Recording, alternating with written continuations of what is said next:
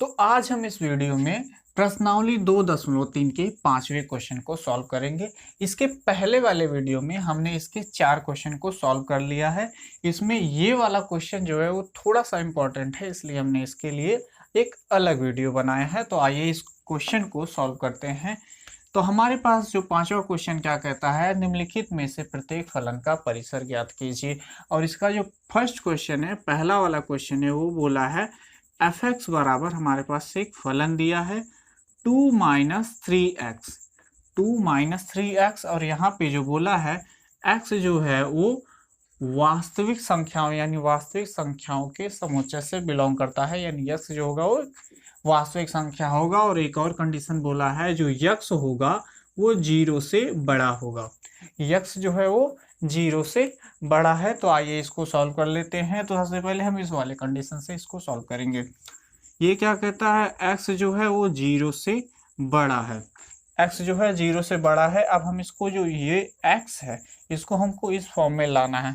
तो सबसे पहले हम इसमें 3 से गुणा कर देते हैं, यानी 3 से जब गुणा कर देते हैं, 3 से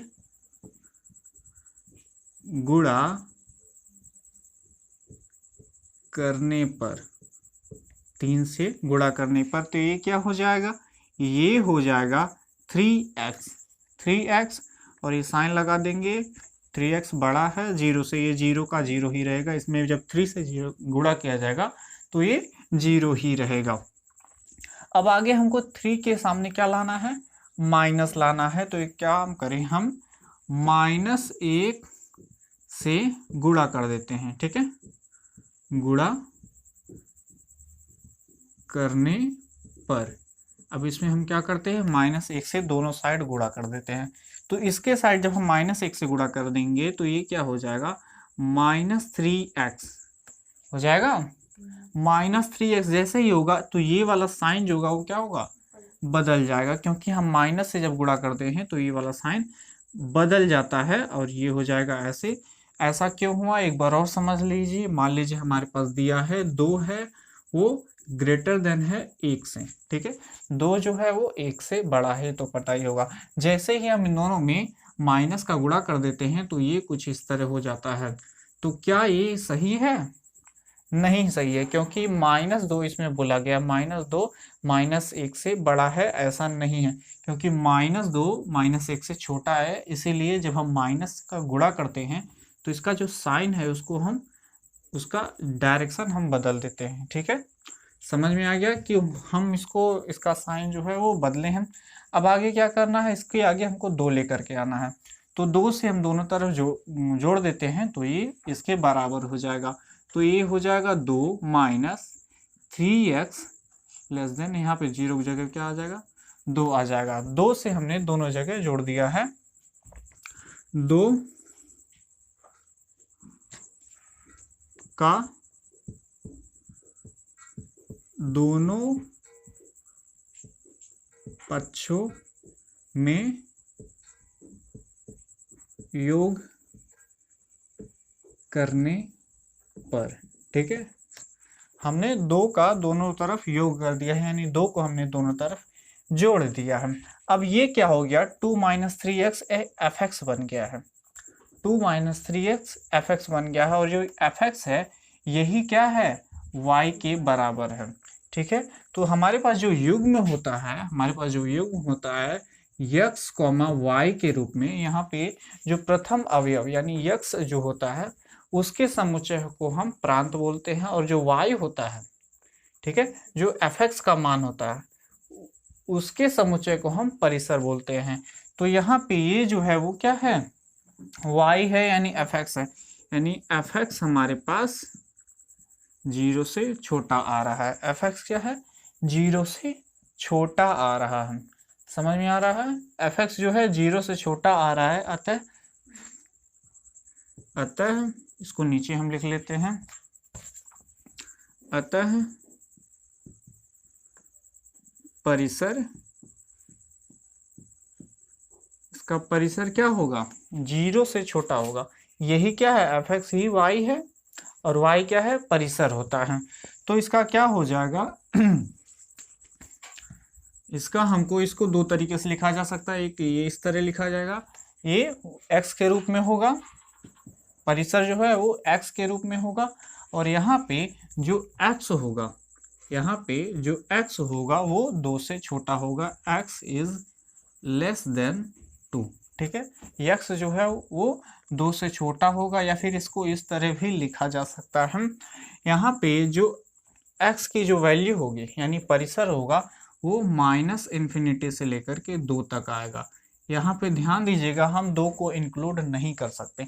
ठीक है, अगर यहाँ पे इक्वल टू का भी साइन रहता तो हम 2 को इंक्लूड करते, और यहाँ पे हम क्लोज ब्रैकेट लगाते। यहाँ पे ओपन ब्रैकेट लिया है, यानी -∞ से लेकर के, यानी माइनस में कोई भी वैल्यू हो सकता है, वहाँ से लेकर के 2 तक इसकी वैल्यू आएगी परिसर में। तो इसको नोट कर लीजिए। इसका हम अगला क्वेश्चन देख लेते हैं। इसका अगला क्वेश्चन देखते हैं, इसका जो दूसरा वाला क्वेश्चन है।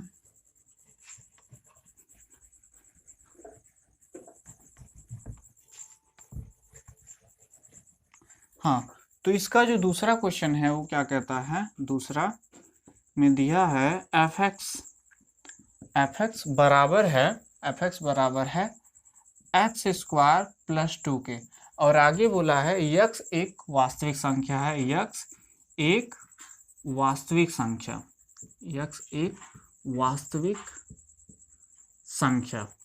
ठीक है,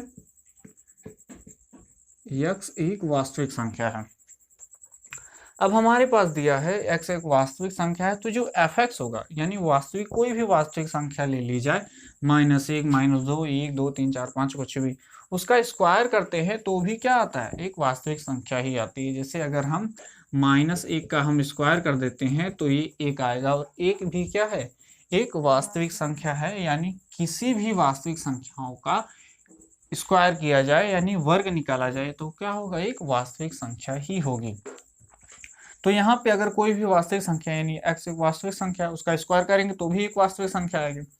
किसी भी वास्तविक संख्या में अगर हम 2 जोड़ेंगे तो वो भी एक वास्तविक संख्या ही होगी। ठीक है, वो भी एक वास्तविक संख्या होगी। यहाँ पे लिखेंगे, यहाँ पे लिखेंगे चूंकि x एक वास्तविक संख्या है, चूंकि x एक वास्तविक संख्या है, इसलिए fx बराबर x² + 2 भी एक वास्तविक संख्या होगी, वास्तविक संख्या होगी। अब जब fx एक वास्तविक संख्या होगी तो fx क्या है, इसका परिसर है, अतः इसका परिसर,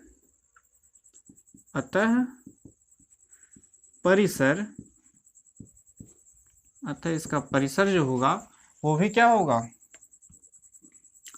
वास्तविक संख्या। ठीक है, R क्या है, वास्तविक संख्याओं का समुच्चय। एक एग्जांपल से इसको थोड़ा समझ लेते हैं। मान लीजिए अगर हम x बराबर -2 ले लेते हैं तो fx बराबर क्या आएगा, fx बराबर आएगा x² + 2, इसका स्क्वायर कर देते हैं यानी -2 का स्क्वायर कर देते हैं +2, और ये हो जाएगा 4, और ये हो जाएगा 2, और ये हो जाएगा 6। ठीक है, यानी अगर हम एक वास्तविक संख्या -2 इसमें रखते हैं तो ये जो 6 आया ये भी एक वास्तविक संख्या ही है। तो इसलिए हमने यहाँ पे बोला है इसका जो परिसर होगा वो भी एक वास्तविक संख्या होगा। इसको नोट कर लीजिए। हम इसके अगले क्वेश्चन को देख लेते हैं। इसका अगला वाला क्वेश्चन भी एकदम सेम टू सेम है, उसको देखते हैं। चलिए इसको नीचे सॉल्व कर देते हैं। ये जो है तीसरा क्या है, fx बराबर है x के, और फिर से वही कंडीशन बोला है x एक वास्तविक संख्या है। यहाँ पे फिर बोला है x एक वास्तविक संख्या है, x एक वास्तविक संख्या है। ठीक है, x एक यहाँ पे वास्तविक संख्या। अगर हम x का कोई भी मान रखें तो fx की वैल्यू ही वही आ जाएगी। ठीक है, अगर हम x का मान -3 रख देते हैं या फिर 3 4 5 कुछ भी रख देते हैं तो वही fx की भी वैल्यू आ जाएगी। यानी x की जो वैल्यू होगी वही fx की वैल्यू होगी। तो यक्स एक अगर वास्तविक संख्या है तो एफ एक्स भी क्या होगा, एक वास्तविक संख्या होगा। अतः इसलिए यहाँ पे लिखेंगे आप चूंकि, इसका मतलब चूंकि होता है, क्योंकि x एक वास्तविक संख्या है, अतः एफ एक्स बराबर एक्स भी, यानी यहाँ पे यक्स एफ एक्स, ठीक है, भी एक वास्तविक संख्या होगी, वास्तविक संख्या होगी। इसलिए परिसर बराबर क्या होगा, आर, यानी वास्तविक संख्याओं का समुच्चय। एक एग्जांपल से इसको भी समझ लेते हैं। एफ एक्स बराबर यक्स है, यानी अगर हम यक्स की जगह पे हम 5 रख देते हैं तो F5 बराबर क्या हो जाएगा, 5, ठीक है। यानी x की जगह पे हम कितना लिए हैं, 5। x एक वास्तविक संख्या है, यानी 5 एक वास्तविक संख्या है, तो fx बराबर 5 भी एक वास्तविक संख्या ही है। तो ये था प्रश्नावली 2.3 का सारा क्वेश्चन सॉल्व हो गया। इसके पहले वाले वीडियो में हमने 1 से 4 तक के क्वेश्चन को सॉल्व कराया। अगर वो वाला वीडियो नहीं देखा तो वाले वीडियो को देख लीजिएगा। तो इसके अगले वीडियो में हम इसके अगले चैप्टर को देखेंगे। तब तक के लिए धन्यवाद, मिलते हैं अगले वीडियो में।